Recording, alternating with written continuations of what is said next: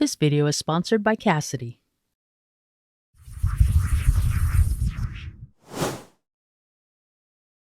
Hey everybody, my name is Mark Heaps and this is my 3-minute max tip for Adobe Illustrator. Let's dive in. So I'm going to grab my layer 1 over here and press the selection button. You can see this allows you to target select anything that's on that layer, but I don't have anything on this layer, which means that under appearance you can see it currently has layer and contents chosen. What I'm going to do here is go up to Effect and say Distort and Transform, Transform, and I'm going to do some math here, or at least I'm going to let Illustrator do some math. I'm going to tell it I want to do a rotation of 360 degrees divided by with a /, and let's say 7. When I press Tab, it'll calculate that as 51.43 degrees, and I'm going to say, okay, I want 6 copies, 6 plus 1 of the original. That gives me 7, and we'll press OK. Now we're not going to see anything because I don't have any objects on the layer, but the transform shows over here that it's been applied.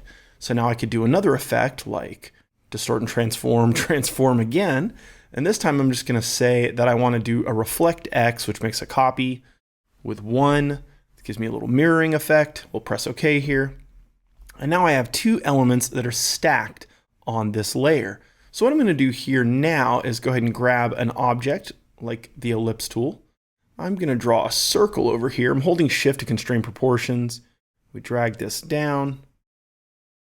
We're going to align this to the artboard. This way the circle holds the center position and everything within it will be rotated. And now you can see I've got a sublayer with that ellipse on it. And what I'm going to do here is then create another new layer. Drag that down inside this layer set, and I'm going to lock the ellipse 2 layer. Now I don't need to see this anymore, so I'm going to turn the visibility of that off. And here on layer 2, if I was to grab the pencil tool, I can now go in here, make sure that I don't have a fill, and when I draw, you'll see it actually makes a duplicate and a rotation of 7. And so this is a fun way to play inside of Adobe Illustrator when you're just trying to do some flourishes or some sort of spirograph or mandala design. You just kind of play and have fun. So this is something that I've been playing with a lot during the break, is how to stack my effects to get some interesting kind of flourish art. And then just to finish this off, we'll go ahead and select everything. Again, what you see there, that's all that I drew, but it's doing all those rotations and copies. So we'll go in here and make it a thicker weight. We're going to change our stroke to being rounded, having a nice tapered profile, maybe fill this with a different color. Press OK.